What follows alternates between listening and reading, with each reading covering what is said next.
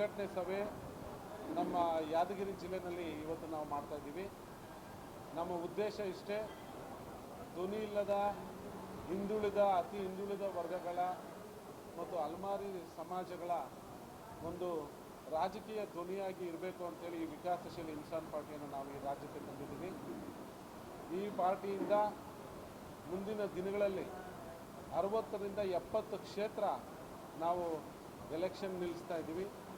ನಮ್ಮ ಎಲ್ಲ ಅಭ್ಯರ್ಥಿಗಳು ಈಗಾಗಲೇ ಅವರವರ ತಾಲೂಕುಗಳಲ್ಲಿ ಸಕ್ರಿಯವಾಗಿ ಎಲ್ಲ ಕೆಲಸ ಸ್ಟಾರ್ಟ್ ಮಾಡ್ತಾ ಇದ್ದಾರೆ.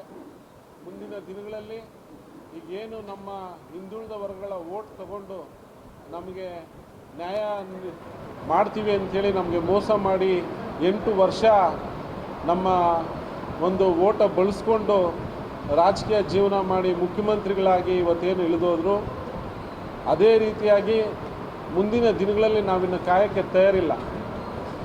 ಎಲ್ಲ ಮುಖಂಡರುಗಳು ನಮ್ಮ ಸಮಾಜದ್ದು ಒಂದು 60ರಿಂದ 70 ಲಕ್ಷ ವೋಟರ್ಸ್ ಇದ್ದೀವಿ ನಾವು.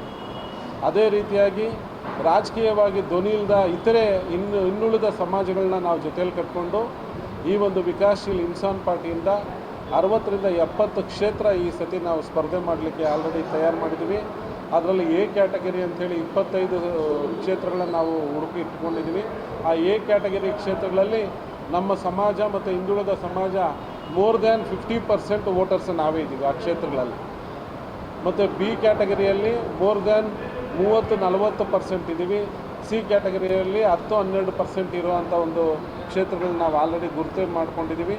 ನಮ್ಮ ಸಮಾಜದಿಂದ ಈ ಒಂದು ವಿಕಾಸಶೀಲ ಇನ್ಸಾನ್ ಪಾರ್ಟಿಯಿಂದ ಮುಂದಿನ ದಿನಗಳಲ್ಲಿ 10ರಿಂದ 15 MLAಗಳು ಬರೋದೇನು ಸಂಶಯ ಇಲ್ಲ.